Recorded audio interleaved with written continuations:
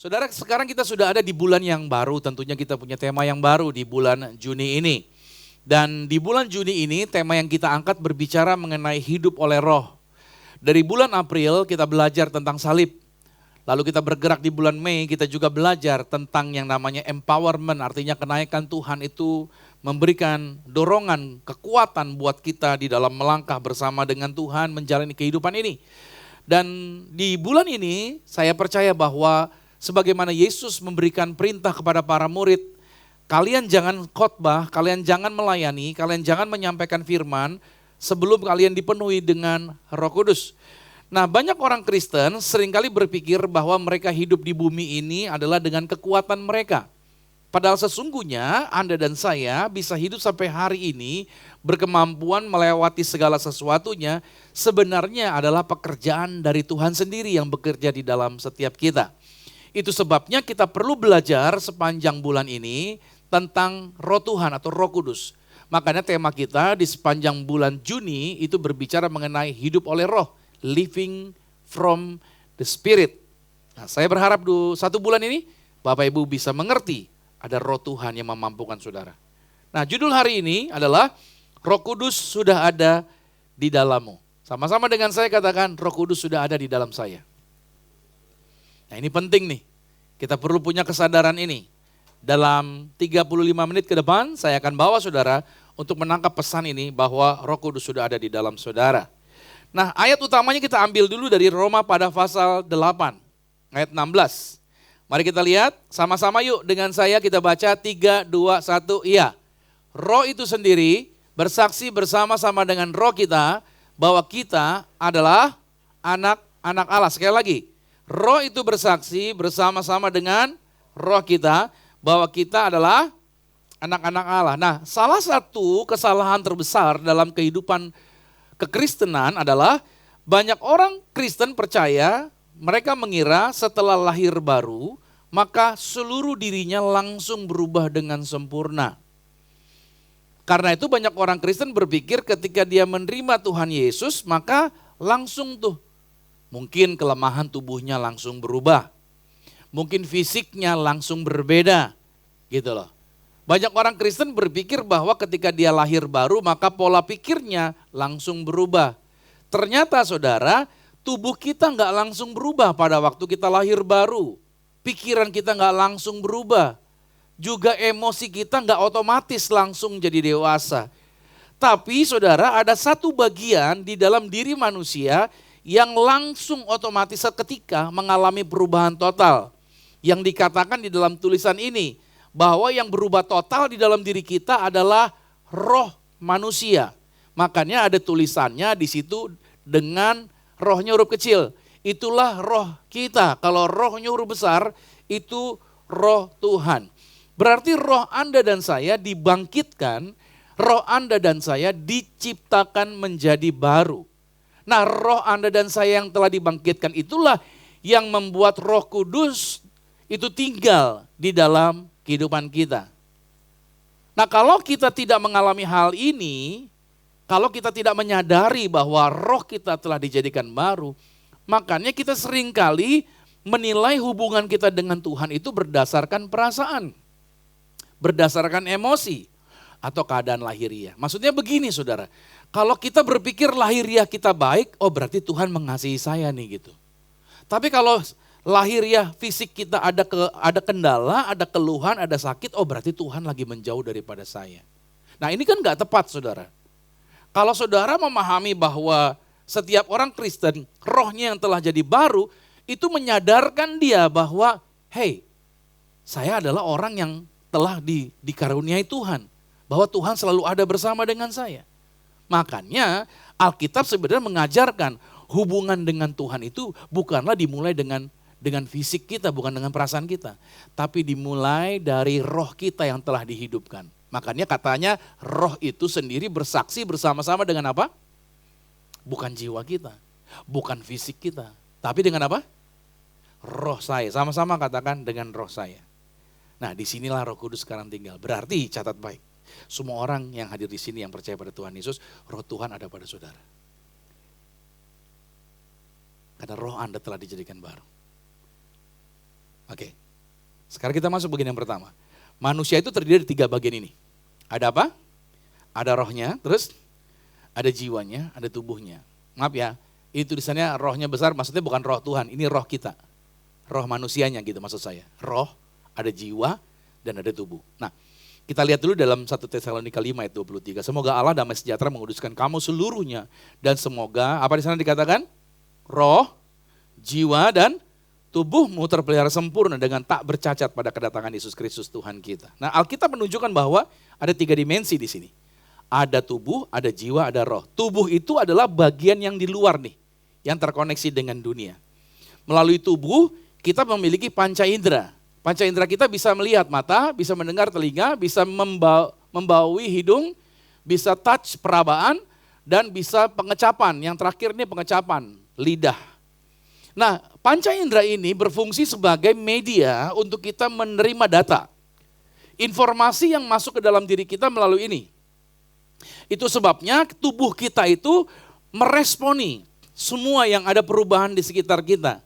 Makanya tubuh kita ini bisa dilihat, bisa dipegang, bisa dirasakan. Dengan kata lain, tubuh kita ini adalah kendaraan kita, ibaratnya. Kendaraan kita ketika kita ada di bumi ini, kendaraan itu adalah tubuhnya. Lalu saudara, dimensi yang kedua adalah jiwa. Jiwa itu mencakup pikiran, mencakup kehendak, mencakup emosi. Itulah yang disebut dengan jiwa. Jiwa inilah tempat Anda pengambilan keputusan. Segala keputusan Anda adanya pada ini. Ada pada jiwa saudara. Entah saudara mau mengambil keputusan apapun, makanya secara neuroscience saudara, pikiran atau jiwa manusia itu ya, pikiran itu dibagi menjadi 3. Otak manusia itu 3, PFC, amigdala dengan batang otak.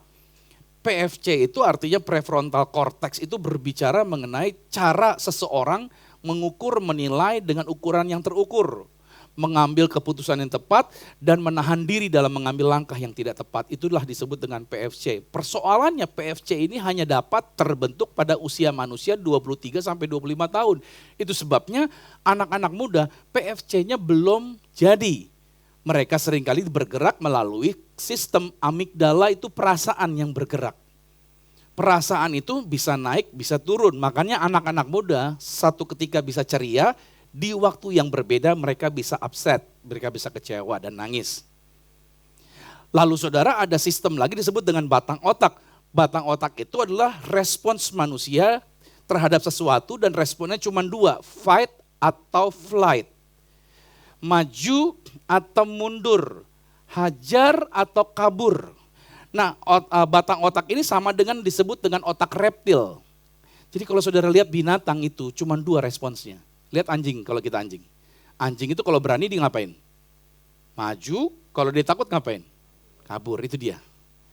Makanya kalau di dalam rumah tangga suami istri menikah, ribut, konflik, terus suaminya emosi, meledak gitu ya.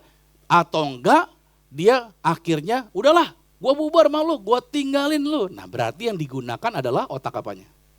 Otak anjing ya saudara ya. Jadi otak reptil yang dipakai saudara. Jadi itu yang terjadi. Banyak kali dalam rumah tangga yang dipakai adalah otak binatangnya. Bahaya sekali.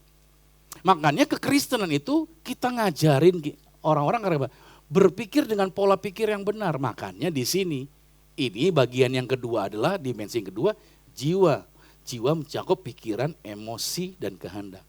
Jadi pusat pengambilan keputusan ada di sini. Atau dengan kata lain, kalau tubuh adalah kendaraan, maka jiwa ini adalah kendalinya. Sama-sama katakan kendalinya. Berarti pengemudi yang akan menentukan arah. Dan dimensi yang ketiga adalah roh. Roh adalah bagian terdalam daripada manusia. Roh manusia itu diciptakan untuk mengenal Allah. Roh manusia itu berasal dari Allah. Nanti saya jelaskan lagi saudara, kalau orang mati rohnya kemana? Nanti, tapi enggak sekarang. Oke, roh itu bagian yang Tuhan tempatkan di dalam diri kita. Makanya Adam dan Hawa ketika mereka makan buah pengetahuan yang baik dan yang jahat, satu perintah yang Tuhan katakan, jangan kamu makan, kalau kamu makan kamu akan apa? Apanya yang mati? Tubuhnya mati? Jiwanya mati? Tidak, tapi yang mati adalah apanya? Itu dia, rohnya yang Tuhan tempatkan tidak berfungsi. atau mengalami kematian. Karena roh itu didesain, diciptakan, ditempatkan di dalam diri manusia untuk apa? Agar manusia bisa mengenal Tuhan, maksudnya jiwanya manusia bisa bersekutu dengan Tuhan, bisa menerima kehidupannya Tuhan. Makanya karena itu Yesus berkata, Yohanes 4 ayat 24, sama-sama katakan apa? Allah itu adalah roh dan barang siapa menyembah dia harus menyembahnya di dalam roh dan kebenaran, bukan karena perasaan. Halo? Ya kan? Kalau kita menyembah Tuhan dengan perasaan, nanti kita rasa-rasa, oh saya rasa Tuhan hadir. Kenapa? Karena saya mengangkat tangan, kepala saya dingin, tangan saya dingin, oh badan saya dingin. Hati-hati saya bilang kalau sudah mulai dingin semuanya. Sampai kaki dingin, oh mau mati berarti. Karena badan manusia dingin itu bahaya saudara. Dia harus panas saudara. Badan manusia itu harus panas. Karena panas itu mematikan bakteri, mematikan virus. Saudara. Badan manusia itu harus panas. Makanya kita dikasih suhu tubuh, netralnya kita normalnya berapa? 36,5 derajat Celcius. Jadi kalau kita menyembah Tuhan tidak pernah diajarkan dengan perasaan, tapi dengan roh. Tuhan tidak terhubung dengan fisik kita. Jangan sampai saudara berpikir, oh mungkin Tuhan mau pakai Pastor Romi karena fisiknya Pastor Romi lebih bagus daripada fisiknya saya. Gitu. Oh tidak. Oh Tuhan mungkin menjamah seseorang karena berdasarkan emosinya dia lebih kalem, makanya Tuhan jamah dia. Oh saya agak sedikit brutal, Tuhan tidak jamah saya. Oh tidak. Tidak. Tuhan tidak terkoneksi dengan tubuh atau dengan emosi kita. Tapi Tuhan terhubung dengan kita melalui apa tadi? Roh. Sama-sama katakan roh. Oke. Nah sekarang saya lanjut lagi. Apa yang terjadi saat kita lahir baru? Terima Tuhan Yesus. Before kita lahir baru, roh kita mati terhadap Tuhan. Kita nggak bisa connect dengan Tuhan. Maksud saya gini, saudara mau cari Tuhan gitu, saudara kebingungan. Saudara pernah, siapa di sini yang pernah belum percaya Tuhan Yesus, pernah diajak ke gereja? Dulunya. Belum percaya Tuhan Yesus, tahu-tahu diajak ke gereja. Ada nggak? Yang pernah diajak ke gereja? Sebelumnya nggak percaya Tuhan Yesus. Bisa nggak orang luar sana, kita ajak ke gereja, terus dia merasa, enak ya di gereja lu ya gitu. Ada nggak yang begitu?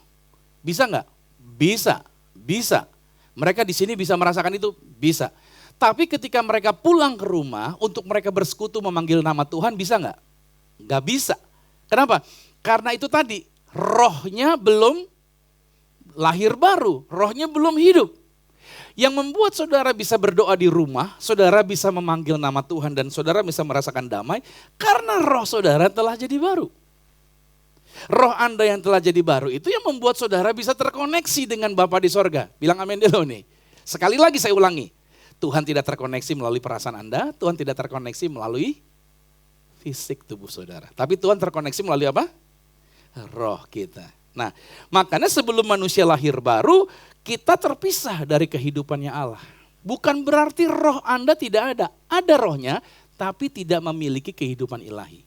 Nah, ketika seseorang bertobat lahir baru percaya pada Yesus, apa yang terjadi? Yohanes 3:6 berkata, apa yang dilahirkan dari daging adalah daging, apa yang dilahirkan dari roh adalah roh. Berarti ketika terjadi kelahiran baru, roh manusia kita ini, Alkitab berkata yang dilahirkan dari roh adalah roh. Berarti dihidupkan, roh manusia itu jadi hidup.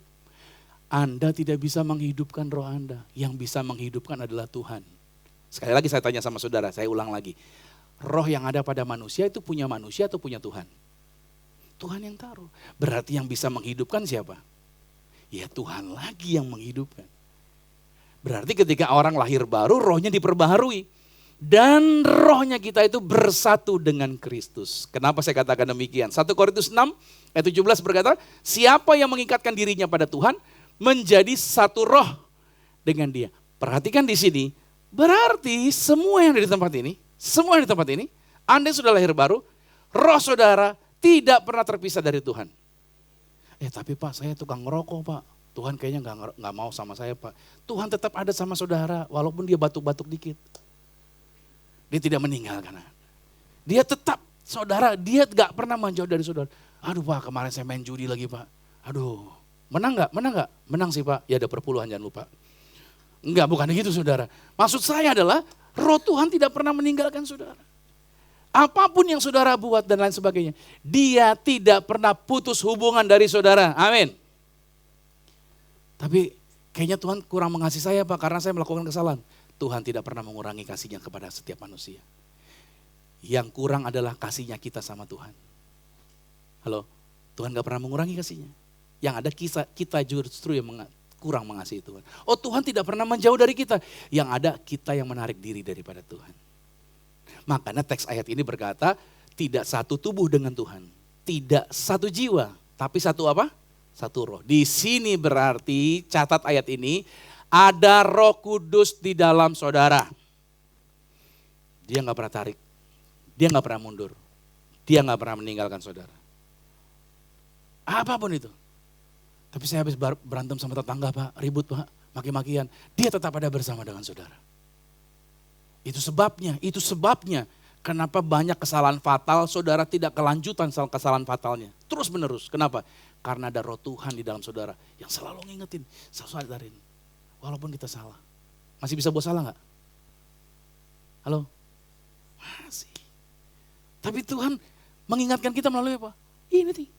Karena rohnya di dalam saudara, roh Tuhan ada di dalam roh saudara. Dia kasih ingat lagi. Iya kan? Mungkin saudara kecewa nih, udah gua gak mau gereja lagi ya, malas gua gereja. Tapi hari ini saudara gereja lagi tahu gak, siapa yang dorong saudara ke gereja? Itu roh Tuhan lagi. Halo? Enggak, kita gak pernah bisa berusaha menjadi baik dengan kekuatan kita. Hanya pekerjaan daripada roh Tuhan. Oke, saya masuk lebih dalam lagi. Sekarang peranan Roh Kudus. Dalam diri orang percaya sekarang apa? Ini peranannya. Setelah lahir baru, Roh Kudus gak tinggal di pikiranmu. Roh Kudus tidak tinggal di emosi atau di tubuhmu. Tapi Roh Kudus tinggal di dalam roh Anda. Nah, kalau Roh Kudus sudah tinggal di dalam roh saudara, berarti ini yang terus-menerus dia lakukan. Tahu nggak? Apa yang terus-menerus dia lakukan? Yang pertama, dia kasih saudara identitas. Dia ingetin jati diri saudara. Label yang dikasih papamu. Dasar kau anak bodoh. Dasar kau anak kurang ajar gitu kan. Kau selalu aja bikin susah. Kan itu label saudara. Belum lagi teman-teman saudara yang suka membuli. Belum lagi orang-orang yang bilang, ya dia mah blow on gitu kan. Ya dia kan gak bisa apa-apa. Ya kan megang ini itu aja salah. Itu label-label yang salah tuh. Tapi Roh Kudus, every day, terus menerus dia bersaksi. Dia berkata begini, hey kamu adalah anak Allah. Roh Kudus selalu bilang, hey kamu sudah diterima Tuhan. Anytime kamu diterima sama Tuhan. Hey, kamu dikasihi Tuhan. Hey, kamu sudah dibenarkan satu kali sampai selama-lamanya. Tahu nggak? Yang ngasih tahu ini siapa? Oh, bukan tetanggamu. Bukan siapa-siapa. Tapi roh Tuhan yang ada di dalam saudara. Kasih tahu terus ini sama saudara. Katakan, amin. Berarti identitas saudara aman. Karena saudara disebut terus dikasihi Tuhan, dikasihi Tuhan. Ini pekerjaan Roh Kudus saudara. Makanya kalau ada orang bilang saudara bodoh, saudara jangan percaya. Kenapa? Karena Alkitab berkata, kamu pandai cerdas. Jadi kepala bukan jadi ekor. Amin. Apa yang kamu pegang kerjakan dibuat Tuhan, berhasil. Siapa yang bilang kamu anak gagal? Siapa yang bilang kamu kena kutuk bangkrut miskin? Siapa yang bilang? Orang yang percaya pada Yesus sudah dibebaskan dari segala kutuk. Ini yang beri kesaksian adalah roh Tuhan di dalam saudara. Mau percaya siapa sekarang saudara? Saudara harus percaya ini pekerjaan Roh Kudus di dalam saudara. Yang kedua yang terus menerus Roh Kudus lakukan adalah apa? Dia menyampaikan kehendak Allah. Roh Kudus itu berbicara kepada roh manusia kita menuju jiwa kita. Karena itu pimpinan Roh Kudus seringkali hadir sebagai apa? Ada dorongan batin di dalam diri kita. Saudara saudara mau ngerjain project nih. Di saat susah dan lain sebagainya. Kenapa tiba-tiba ada keberanian di dalam diri saudara untuk ngerjain project itu?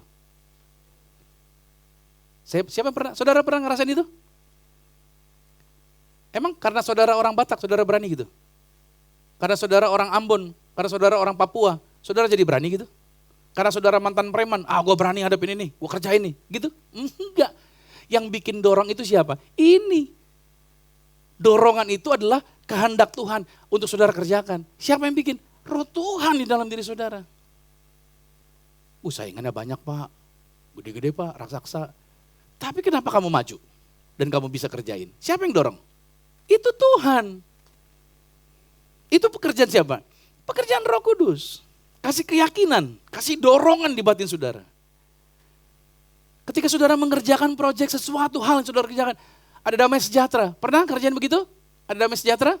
Itu roh Tuhan. Tapi pernah gak saudara kerjaan?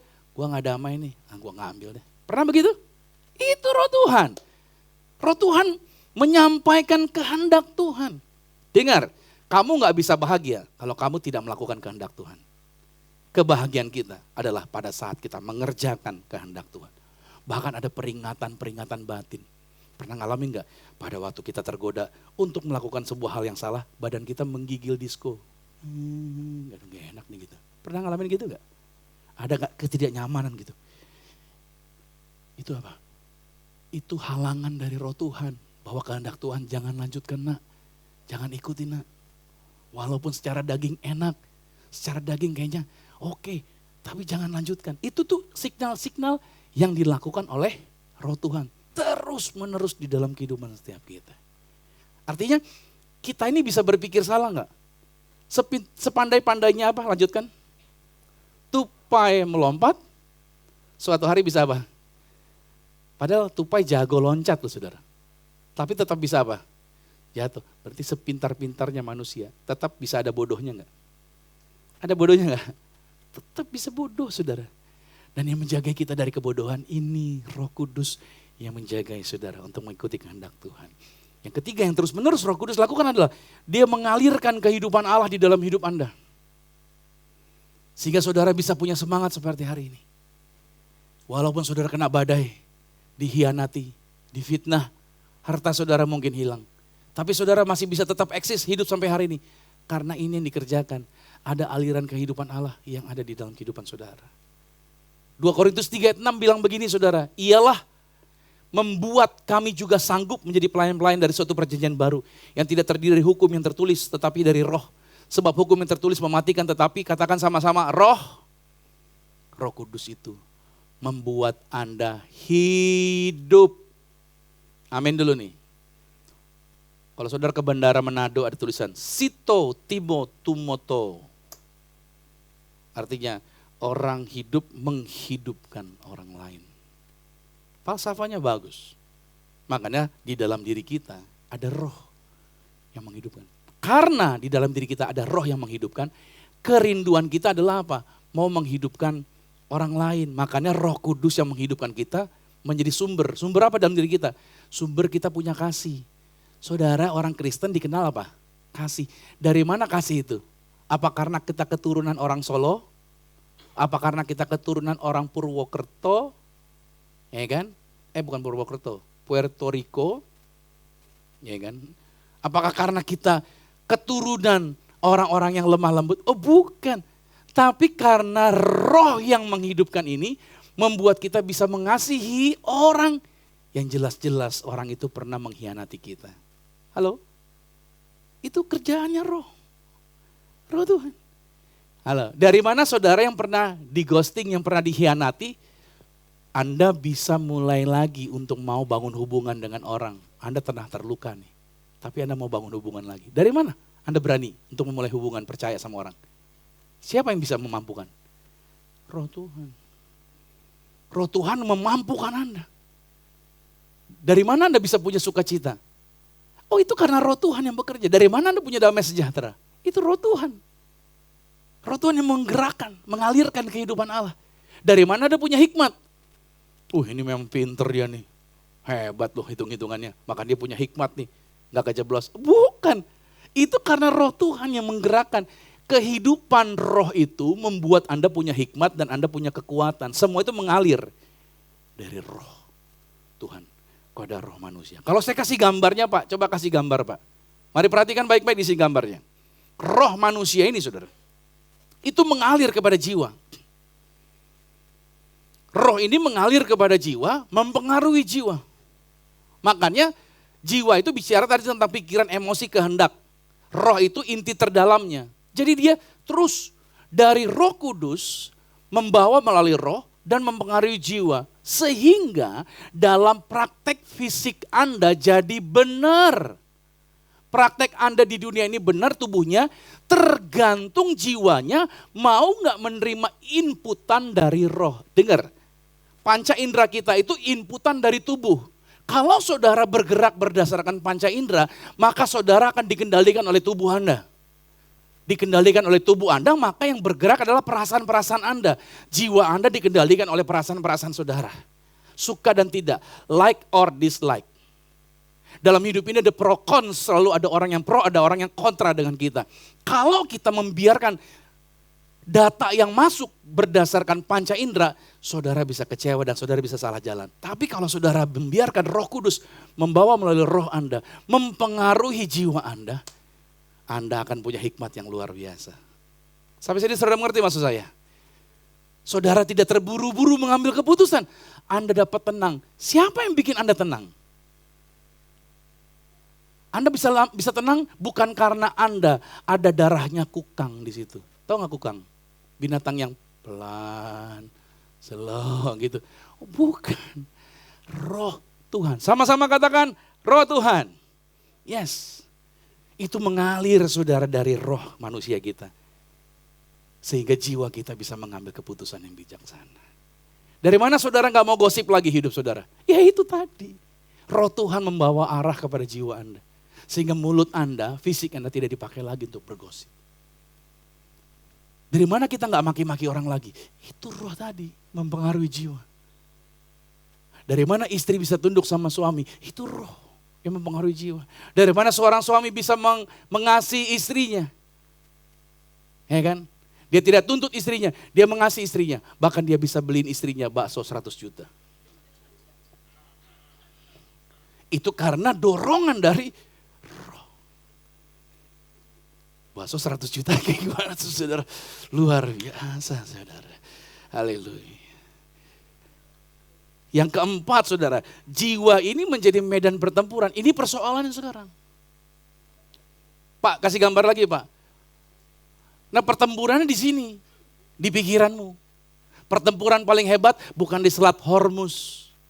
Bukan di Iran yang lagi diserang sama Amerika. Yang sampai hari ini gak ada juntrungan itu. Kelar atau enggak tuh. BBM, sekarang berapa sih? Solar udah turun sih, 24 something ya. Ya kan. Gak tahu apa turun lagi dan lain sebagainya. Tapi yang jelas saya mau katakan, peperangan yang paling besar itu di jiwa nih, di pikiran kita, di emosi kita, di jiwa nih. Kenapa demikian? Karena roh berusaha mempengaruhi jiwa, tubuh pun mempengaruhi jiwa. Itu yang terjadi pertempurannya. Ini bagian yang gak disadari. Galatia 5 ayat 17 berkata, keinginan daging sama-sama dengan saya katakan berlawanan dengan keinginan roh Tuhan. Halo? Dan keinginan roh Tuhan berlawanan dengan keinginan di tengah-tengahnya itu jiwa. Karena keputusan jiwa manusia ini sekarang Anda mau dengerin yang mana nih? Kalau dengerin roh berarti ini dia. Kasihi. Ampuni dia. Percaya sama Tuhan. Walaupun situasinya masih negatif. Walaupun selatnya belum kebuka penuh. Walaupun harganya masih tinggi. Walaupun. Tapi Anda percaya. Kenapa? Roh bilang percaya. Karena iman itu sesuatu yang belum kelihatan tapi kita mau percaya. Terus bersyukur. Saya bersyukur, Tuhan luar biasa bersyukur. Terus apa? Mau taat sama Tuhan. Terus mau taat. Di saat orang-orang, maaf nih, seperti siapa? Istrinya Ayub. Masih aja kamu menyembah Tuhan dengan kondisimu seperti ini. Kutukilah Tuhan, mate maho. Itu bahasa Ibrani saudara. Suruh mati dia bilang gitu, matilah kau. Bayangin istri bukan dukung suami, malah nyuruh suaminya apa? Mati. Waduh. Jadi kalau dari roh, kita diajar untuk apa? Mengasihi terus. Tapi kalau daging mempengaruhinya untuk apa? Ayo marah, balas, emosian, terus apa? Ngeri nih, takut. Pikirin apa? Pikirin diri sendiri. Egosentris ya, egois. Terus apa? Banding-bandingin terus. Ini yang terjadi nih, validasi terus. Banyak kali dalam rumah tangga juga gitu, validasi terus. Capek gak sih? Punya istri, punya suami selalu nanya, kamu sayang aku enggak? Sayang, kamu sayang aku enggak? Kamu sayang aku enggak? Kamu sayang aku enggak? Capek saudara. Punya pasangan nanya terus, minta validasi terus. Sayang enggak? Sayang enggak? Ini makanya hidup ini yang membuat kita enggak bahagia, karena kita suka membandingkan diri kita dengan orang lain. Pencapaian orang, biarin. Itu pendapat Itu pendapatan mereka, itu penghasilan mereka, itu berkat mereka. Tiap orang punya berkatnya dan cukup buat tiap orang sesuai dengan bagiannya masing-masing. Amin. Gak apa-apa. Kalau sekarang hari ini mobil saudara mungkin Agya I love you, ya kan, mobil Anda merek itu. Anda gak perlu iri hati dengan orang yang pakai mobil Maserati. Ya kan? Walaupun nama Anda Mas Serati. Ya kan? Tapi Anda pakai mobil I love you gitu istilah gitu saudara. Gak ada masalah. Tiap orang punya berkatnya, Anda gak perlu iri hati. Perbandingan-perbandingan itu membuat kita gak sejahtera. Yang membuat kita gak bahagia karena kita gak sejahtera. Yang membuat kita gak sejahtera karena kita suka apa tadi? Membanding-bandingkan diri kita. Padahal bahasa Ibrani jelas sudah dikatakan, ojo dibandingke. Ya kan? Gak usah banding-bandingin. Udah, apa yang ada pada kita itu berkat. Setiap hari, ini nih saya kasih tahu ya, setiap hari jiwa ini memilih nih. Dari roh atau dari daging. Tiap hari nih saudara nih, percaya deh, tiap hari ada perbandingan terus. Dari roh atau ini nih, daging. Nah sekarang tergantung, saudara kasih makan yang mana gitu. Di dalam diri saudara ada beruang putih, ada beruang hitam. Kamu kasih makan yang putih atau kasih makan yang hitam, tergantung kamu gitu. Mana yang akan lebih kuat. Pak kalau gitu doakan Pak agar daging saya dimatikan. So please, sok, maju ke depan. Saya tumpang tangan saudara. Saya berdoa agar daging memati. Maka kita langsung masuk ibadah penguburan. Selesai, iya dong, selesai dong. Karena kamu minta dimatikan dagingnya gitu kan. Dagingnya tetap ada.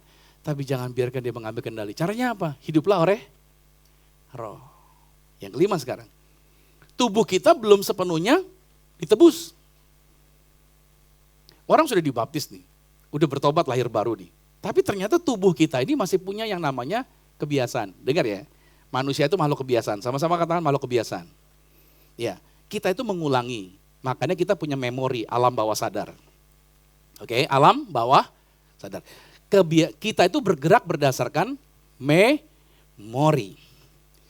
Problemnya kalau orang mulai terganggu, short term memorinya mulai terganggu, dia memori 2-3 hari bisa lupa loh saudara. Itu bahaya. Sehingga pada akhirnya dia bergerak bukan berdasarkan memori, tapi bergerak berdasarkan alam sadar saudara. Makanya ada banyak orang, kok baru diajarin 2 hari yang lalu kok udah gak ingat lagi ya. Itu problem di short term memorinya. Kenapa? Karena ada neuron-neuronnya yang putus listriknya saudara. Akibat apa? Mungkin akibat penyakit gula dan lain sebagainya, neuron-neuron itu putus. Neuron itu saudara gini, memori itu akan di-up, didorong ke atas, dia butuh energi, dia butuh listrik. Masalahnya kalau neuronnya putus, listriknya gak ada dorongnya saudara. Makanya memorinya gak bisa keluar. Memori 2-3 hari yang lalu kok dia lupa lagi ya.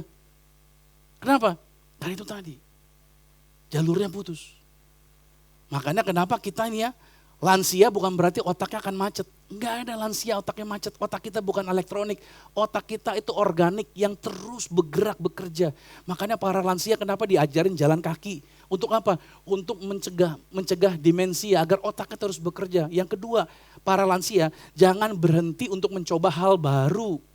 Makanya para lansia wajib diketemuin sama anak-anak muda. Agar apa? Agar terpapar energi dan keunikan serta kreativitas yang ada pada anak-anak muda. Anda mesti terpapar dengan anak-anak muda. Belajar hal baru terus. Amin. Bapak Ibu yang sudah usia lanjut. Jangan bilang begini, ya saya udah tua. Mau bilang apa ya gitu. Kalau Anda bilang begitu, Anda gak bakalan maju lagi. Otak Anda akan mengalami degradasi. Tapi begitu Anda belajar lagi hal baru. Belajar lagi hal baru. Dengan adanya gadget.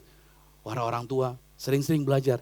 Lihat HP, cara gunain HP, cara gunain teknologi, gitu belajar. Bagaimana cara mesen online, belajar. Jangan dipesenin terus, pesen sendiri. Kamu harus belajar hal-hal baru. Haleluya, ya kan? Kalau ada komputer, ambil komputer. Bisa mengerjain apa? Word, Office, gitu kan? Ngetik saudara, ayo ambil. Kalau perlu para orang lansia, Anda belajar bagaimana cara mengedit video. Itu gitu. Itu Anda kan cemerlang cara berpikir Anda gitu karena Anda belajar hal baru lagi. Mungkin Anda belajar musik lagi karena lansia, silahkan. Kalau Om Hardy belajar apa? Belajar mengembangkan tanaman, itu juga salah satu bagiannya. Dia nanam terus saudara.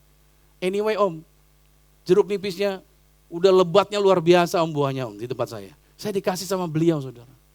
Itu berbuah terus. Ada kali 100 tuh buahnya. Banyak sekali saudara. Sampai tetangga sirik juga gitu ya kan. Ngeliatin saya. Artinya kita terus mengembangkan diri. Terus belajar sesuatu yang baru. Nah makanya tubuh kita ini sukanya apa? Sukanya kemalasan. Betul ya kebiasaan kita ya kan? Sukanya leye-leye. Apa sih leye-leye itu? Iya kan gitu kan. Tubuh kita nih. Saya diajarin, sukses itu berhasil itu bagus saudara, mengejar kesuksesan. Tapi jangan lama-lama di tempat sukses. Sukses itu seperti orang manjat gunung sampai di puncak. Setelah sampai di puncak, kamu jangan stay lama-lama di situ. Cari gunung baru lagi, daki lagi, begitu terus. Anak Tuhan gak boleh berhenti, nyaman. Saya percaya gereja kita mulai dari sesuatu yang sederhana, kenapa? Karena Tuhan mau kita terus bergerak bersama dengan Tuhan. Tubuh kita ini suka dengan yang namanya kesenangan sesaat. Pola-pola lama. Banyak orang pengen result yang berbeda. Tapi yang dilakukan itu lagi. Percaya sama saya, outputmu tidak berubah selama inputnya tidak diganti. Ganti dulu inputnya, maka outputmu akan jadi berbeda. Sesederhana itu. Makanya Paulus berkata, 1 Korintus 9 ayat 27, yuk sama-sama dengan keras 3, 2, 1. Aku melatih tubuhku. Latih tubuhmu saudara. Rubah kebiasaanmu. Halo, latih tubuhmu. Kalau kamu gak latih tubuhmu dalam menjaga makanmu yang baik, pola makanmu yang sehat. Ingat baik, makanan yang masuk ke tubuh itu program yang dimasukkan. Tubuh ini kayak pabrik, dia bekerja otomatis. Nah tergantung apa yang saudara masukin programnya. Makanan itu program. Kalau salah masukin program, makanya kenapa tubuh kita error. Karena program salah masuk. Makanya kenapa makan salad, kalau makan warna-warni gitu loh. Itu adalah program yang bagus. Karena kalau makan, saudara campur dengan campuran sekaligus. Misalkan salad itu Anda campurkan dengan minyak zaitun, Anda campurkan lagi dengan perasan lemon, Anda campurkan lagi dan makan sekaligus. Itu akan menghasilkan zat yang jauh lebih efektif buat pabrik tubuh saudara bekerja lebih bagus. Hanya masalahnya kan kita gak nyaman makan begituan, betul gak sih? Padahal itu program yang luar biasa buat tubuh Anda. Karena tubuh Anda ini pabrik yang bergerak berdasarkan apa yang saudara masukkan ke dalam diri saudara. Tubuh itu pelayan yang baik, tapi tubuh pemimpin yang buruk. Anyway, jangan biarkan tubuh Anda menentukan masa depan saudara. Yang boleh menentukan masa depan saudara adalah roh yang memberitahu kepada jiwa saudara. Nah, bagaimana sekarang langkahnya agar kita bisa dituntun oleh Roh Kudus di minggu yang pertama ini? Langkah pertamanya adalah percaya dulu bahwa Roh Kudus sudah ada di dalam diri kita. Sama-sama katakan percaya. Di dalam dirimu sudah ada Roh Kudus.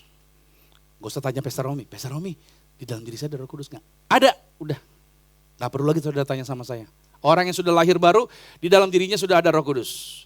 1 Korintus 3 ayat 16 berkata, tidak tahukah kamu bahwa kamu adalah bait Allah dan bahwa Roh Allah, udah, dia diam di dalam kamu.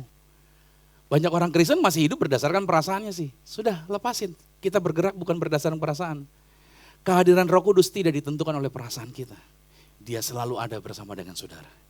Even mungkin saudara lagi bete sama suami Anda. Anda lagi gak suka, lagi gak nyaman dengan situasi Anda. Roh Kudus tetap ada bersama dengan saudara. Tulisan ini berkata bahwa the Christian life starts with believing what God has already done.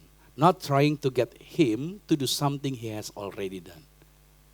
Kehidupan kekristenan dimulai dengan mempercayai apa yang Tuhan sudah kerjakan. Bukan berusaha membuat Tuhan melakukan sesuatu yang sebenarnya sudah dia lakukan. Saudara, di dalam roh saudara sudah punya kuasa untuk mengusir setan. Kenapa masih banyak orang Kristen takut sama setan? Ketika ada setan, oh Tuhan tolong ada setan. Usir setan dalam nama Yesus Tuhan, ada setan. Kata Tuhan, saya sudah kasih kuasa itu sama kamu.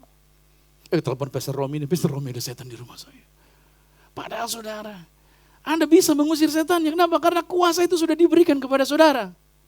Makanya banyak orang Kristen suka takut sama setan kalau lewat tempat gelap numpang-numpang anak babi mau lewat. Saudara bukan anak babi. Saudara bukan anak babi. Saudara anak kerajaan surga. Ingat ya, jangan pernah saudara berkata numpang-numpang anak babi mau lewat. Saudara bukan anak babi. Walaupun kita suka makan babi. Haleluya. Ya kan? Roh yang sudah ada dalam diri kita. Berarti di dalam diri saudara sudah ada kuasa untuk mengusir setan. Sudah ada kuasa menolak santet. Tidak bisa dipelet. Tidak bisa dihipnotis. Roh Tuhan di dalam diri saudara, saudara sudah punya kuasa untuk apa? Mengeluarkan kesembuhan. Pertanyaan saya begini, lebih mudah mencari atau lebih mudah mencari atau lebih mudah melepaskan? Lebih mudah melepaskan atau mencari? Mencari saudara belum punya, susah, masih mencari. Tapi kalau melepaskan berarti itu sudah ada di dalam diri saudara. Lepaskan kesembuhan atas tubuh saudara. Lepaskan kuasa untuk mengusir setan. Lepaskan kuasa untuk berhasil dalam proyek saudara, amin. Roh Tuhan sudah ada di dalam diri saudara yang berkata engkau diangkat naik jadi kepala bukan ekor. Kuasa itu sudah ada pada diri saudara, amin. Saudara sudah diberkati untuk bisa berhasil dalam apa yang saudara pegang. Saudara sudah diberi kuasa menang atas segala kutuk. Kutuk gagal, bangkrut, miskin. Saudara sudah diberi kuasa sama Tuhan. Untuk saudara bisa seperti Yusuf. Meskipun di lubang tahanan, lubang penjara. Tuhan bisa angkat menjadi Perdana Menteri nomor 2 di Mesir. Siapa yang bisa mengangkat seseorang? Alkitab berkata, kalau Tuhan sudah buka pintu, gak ada orang yang bisa menutupnya. Hei, kuasa Tuhan ada di dalam diri saudara. Tuhan memampukan Anda untuk menjadi hebat. Makanya jangan minta sesuatu yang Tuhan sudah kasih. Lepaskan saja. Itu sudah ada di dalam diri saudara. Langkah keduanya, perbaharui pikiran kita dengan firman Tuhan. Perbaharui pikiran, sama-sama katakan perbaharui pikiran. Masalahnya, ingat baik, kita gak memperbaharui pikiran kita. Dengar ya, pikiran kita itu ibarat taman. Tahu gak taman? Taman depan rumah saudara, apa yang saudara tanam di situ, benihnya dia tumbuh. Apa yang saudara tanam itu yang tumbuh. Pikiran saudara seperti itu. Apa yang saudara pikirkan itu yang jadi besar. Apa yang saudara pikirkan itu yang jadi besar. Sekarang pertanyaan saya, saudara mikirin apa?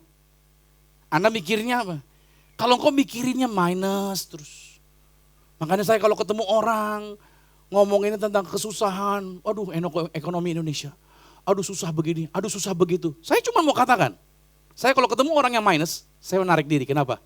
Kamu ngomong minus, kamu ngomong ketakutan, pertanyaan saya, ekonominya berubah nggak gara-gara kamu ngomong minus?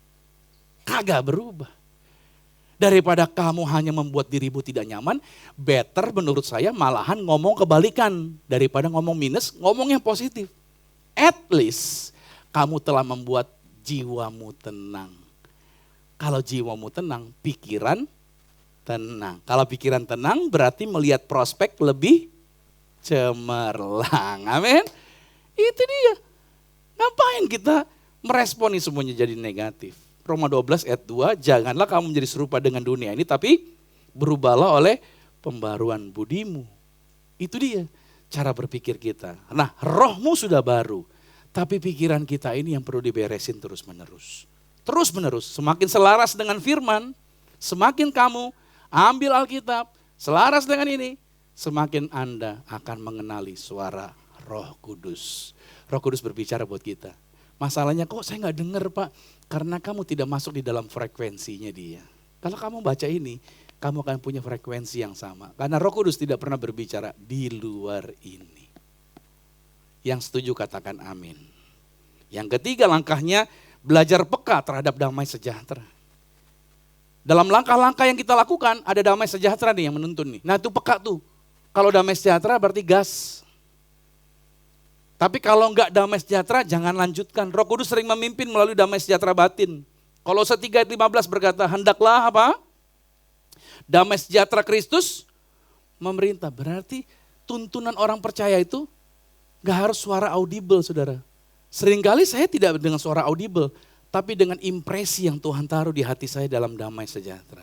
Damai itu bukan sekedar perasaan, tapi itu indikator arah yang diberikan oleh Roh Kudus buat setiap orang percaya. Langkah yang keempat, taat pada dorongan kecil. Hal-hal yang kecil Tuhan pakai. Barang siapa setia dengan perkara kecil, dia akan dipercayakan perkara yang besar. Orang yang setia dalam hal kecil akan dipakai Tuhan. Makanya hal yang kecil jangan sembarangan, jangan abai. Jangan seolah-olah gak penting. Seringkali Roh Kudus bergerak dalam hal yang kecil tadi. Dia memulai dengan apa? Coba deh kamu ampunin orang deh. Mungkin selama ini proyek kamu gak kebuka, kamu ada benci. Bukan Tuhan gak berkatin, tapi kamu yang membuat iblis punya celah masuk. Coba deh kamu ampunin orang itu.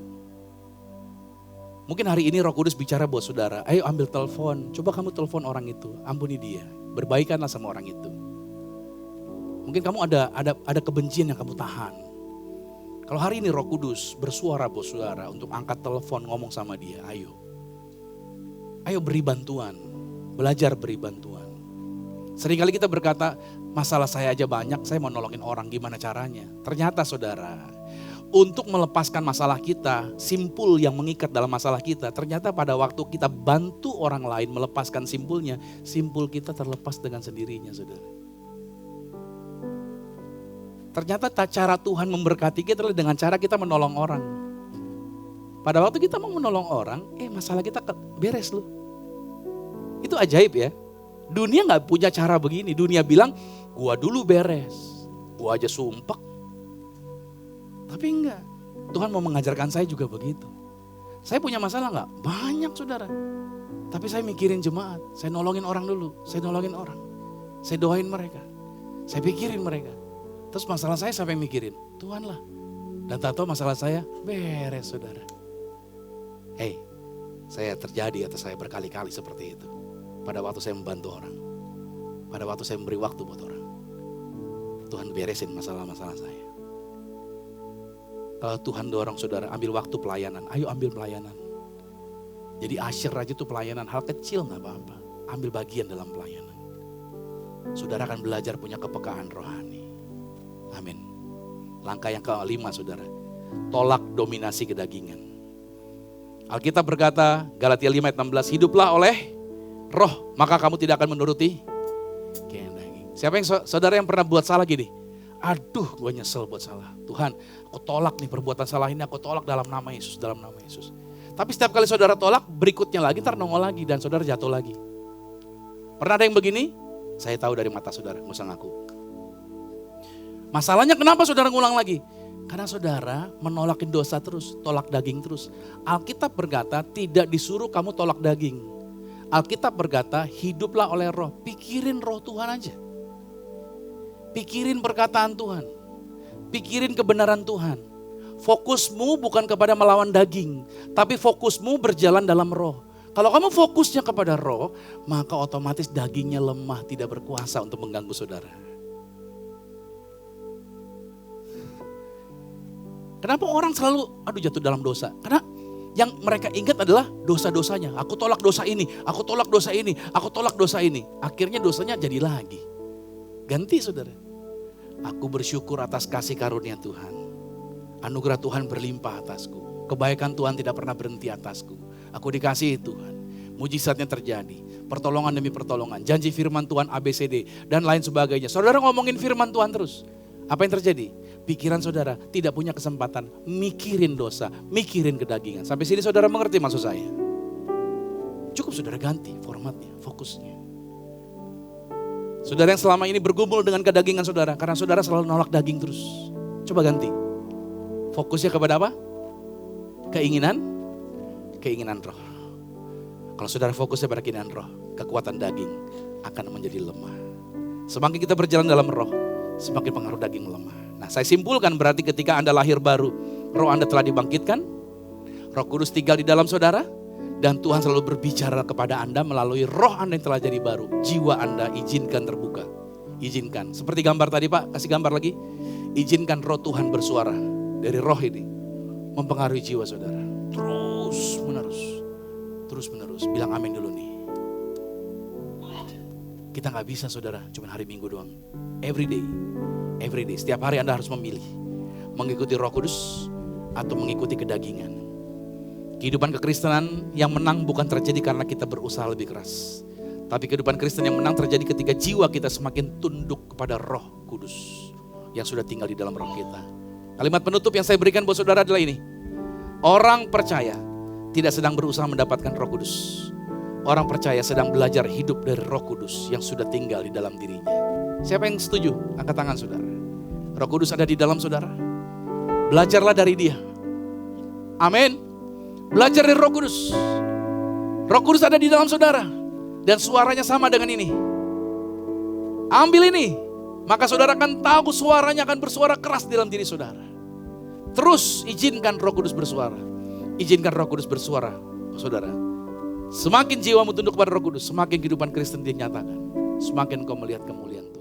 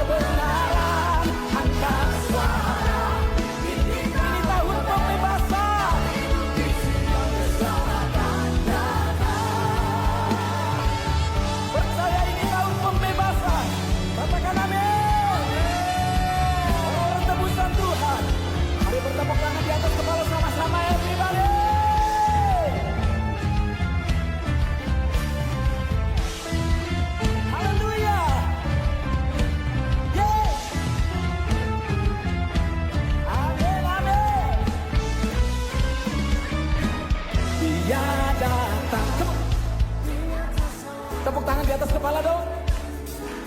Surya kebenaran